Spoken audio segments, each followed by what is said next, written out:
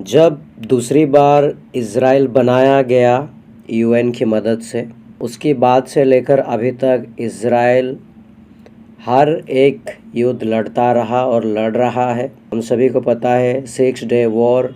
और इज़राइल की एक खासियत रही है, उसने अपने दुश्मनों के सामने कभी घुटने नहीं टेके हैं और उसने अपने दुश्मनों का घुटना टिका दिया है। इज़राइल के साथ परमेश्वर खड़ा है, इसलिए आज तक इज़राइल को कोई भी दुश्मन देश उसको हरा नहीं पाए। जिस तरह हम सभी ने देखा 7 अक्टूबर के दिन में जो हुआ था, उसको लेकर अभी तक का तकरीबन 6 महीना हो गया है, युद्ध चल रहा है।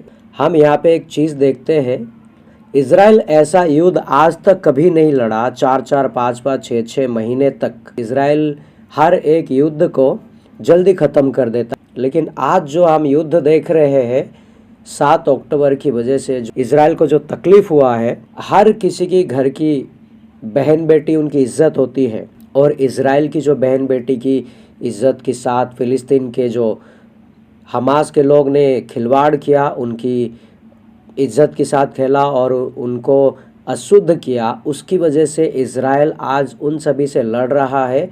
और जब तक इज़राइल उन सभी को मार ना देगा, जब तक इज़राइल उन सभी को मिटा ना देगा, तब तक इज़राइल चुप नहीं बैठेगा। हम सभी भी जानते हैं, हमारे घर की माँ बहनें हमारी इज़्ज़त होती है और उनकी इज़्ज़त पर कोई हाथ डाले तो कोई चुपचाप नहीं बैठता। ऐसा ही हमारे पवित्र शास्त्र बाइबल में भी एक कहानी है, मैं कहानी बता रहा हूँ, आप उसे ध्यान से सुनना। वो भी कुछ इस प्रकार का ही इज़राइल का ही कहानी है। हम सब जानते हैं याकूब से इज़राइल बना और परमेश्वर ने याकूब का नाम इज़राइल रखा और इज़राइल का 12 बेटे थे और एक बेटी भी थी जिसका नाम दीना था। उत्पत्ति का किताब 34 अध्याय, उसका मैं कुछ वचन पढ़ूंगा, पूरी किताब हम नहीं पढ़ेंगे क्योंकि काफ़ी लंबा है। एक दिन लिया की बेटी दीना जो याकूब से उत्पन्न हुई थी, उस देश की लड़कियों से भेंट करने को निकली। तब उस देश के प्रधान हिब्बी हमार के पुत्र ने उसे देखा और उससे ले जाकर उसके साथ कुकर्म करके उसको भ्रष्ट कर डाला। ने सुना कि शोकेम ने मेरी बेटी दीना को अशुद्ध कर डाला है, पर उसके पुत्र उस समय पशुओं के संग मैदान में थे, इसीलिए वो उनके आने तक चुप रहा। याकूब के पुत्र ये सुनते ही मैदान से बहुत उदास और क्रोधित होकर आए, क्योंकि शोकेम ने याकूब की बेटी के साथ कुकर्म करके इज़राइल के घराने से मूर्खता का ऐसा काम किया था जिसको करना अनुचित था।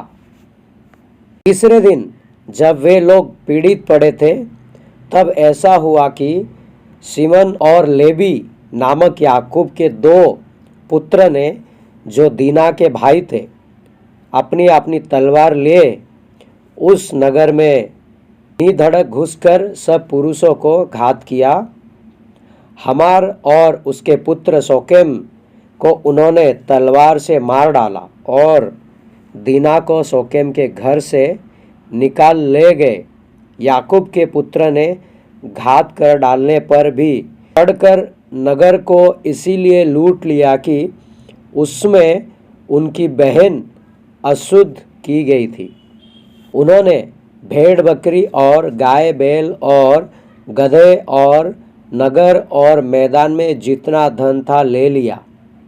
याकूब ने सिमन और लेवी से कहा, तुमने जो इस देश के निवासी कनानिय और पेरिजियों के मन में मेरे प्रति घृणा उत्पन्न कराई है, इसमें तुमने मुझे संकट में डाला है, क्योंकि मेरे साथ तो थोड़े ही लोग हैं, इसीलिए अब वे इकट्ठे होकर मुझ पर चढ़ेंगे और मुझे मार डालेंगे, तो मैं अपने घराने समेत नष्ट हो जाऊंगा।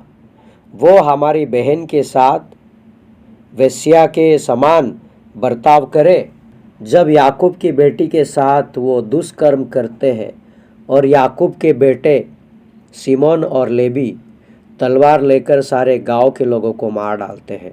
अपने घर की बहन बेटी अपनी इज्जत होती है और अपनी इज्जत पर कोई हाथ डाले तो कोई छोड़ता नहीं है, चाहे वो विश्वासी हो, चाहे वो अनबिलीवर हो, चाहे वो दुनिया के कोई भी लोग हो। इसीलिए उन्होंने उनकी नगर में घुसकर सबको मारा और उनकी सारी जो भी धन संपत्ति था, पशुओं समेत औरतें बच्चे सबको बंदी बना लिए। आज वही हुआ है इज़राइल में। इसीलिए आज इज़राइल का जो प्राइम मिनिस्टर है बेंजामिन नेतन्याहू, वो चुप नहीं बैठा है। इज़राइल की इज्जत के ऊपर खिलवाड़ करना, इसका मतलब ये होता है कि परमेश्वर के साथ खिलवाड़ करना। इसलिए आज इज़राइल लड़ रहा है, अपने शत्रुओं को चुन चुन के मार रहा है। जब 7 अक्टूबर को ये वाक़या हुआ, लोगों ने बड़ी बड़ी बातें कही, अच्छा हुआ इज़राइल के साथ ऐसा हुआ वैसा हुआ, लेकिन जब इज़राइल चढ़कर उन पर हमला किया तो लोगों ने कहा कि इज़राइल जुल्म कर रहा है, तकलीफ़ें दे रहा है, लोगों को मार रहा है। लेकिन किसी ने अभी तक ये नहीं कहा कि इज़राइल की इज्जत के ऊपर हाथ डाली, इसीलिए आज तक इज़राइल मार रहा है। ये बात आज तक किसी को समझ नहीं आई। मैं देखने वाले हर एक को बता रहा हूँ, इज़राइल के खिलाफ बात करता है उसे भी मैं बताना चाहता हूँ, और जो इज़राइल के साथ खड़ा है मैं उसे भी बताना चाहता हूँ कि अगर आपकी घर में आपकी बहन बेटियों की इज्जत पे अगर कोई हाथ डालेगा तो क्या आप चुप बैठेंगे? क्या आप कुछ नहीं करेंगे? भले आप उनको मार नहीं पाएंगे, पुलिस कंप्लेंट तो ज़रूर करेंगे। इज़राइल इसलिए लड़ रहा है कि आज अगर उनको सबक ना सिखाया जाए तो वो दोबारा कर सकते हैं। याकूब की बेटों ने भी वही किया जो उनकी बहन के साथ किया गया था। इज्जत हर किसी की होती है और हर कोई अपनी इज्जत की इज्जत करता है। तो इज़राइल भी अपनी इज्जत की इज्जत करता है कि उस आतंकवादी के सामने ना इज्जत होती है, ना इंसानियत होता है, ना कोई मजहब होता है, ना कोई धर्म होता है, कुछ नहीं होता। वो सिर्फ हैवान होते हैं, जानवर होते हैं, शैतान होते हैं। और शैतान को मिटाना हमारे प्रभु यीशु बहुत अच्छी तरीके से जानते हैं। शैतान को अपनी पैरों तले कुचलना अच्छी तरीके से जानते हैं, शैतान को हराना वो अच्छी तरीके से जानते हैं। आज वही हो रहा है। इसलिए आज फिलिस्तीन का जो शहर है, जो गाज़ा पट्टी है, वो पूरी तरीके से शमशान में तब्दील हो चुकी है। जब तक इज़राइल फिलिस्तीन को वर्ल्ड मैप से ना मिटा देगा तब तक वो चुप नहीं बैठेगा। तो मैं धन्यवाद करता हूँ आप सभी का इस वीडियो के अंत तक बने रहने के लिए। प्रभु आप सभी को आशीष करे। जय मसीह और प्रेज़ द लॉर्ड।